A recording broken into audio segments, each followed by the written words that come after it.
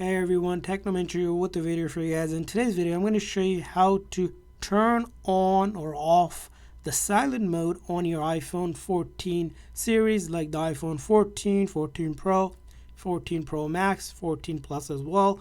So in order to turn on or off the silent mode, it's just going to be simply using this toggle that's on the left side of your phone. By default, it's pointing upward.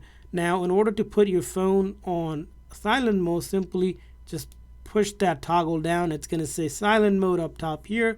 That indicates in silent mode right now.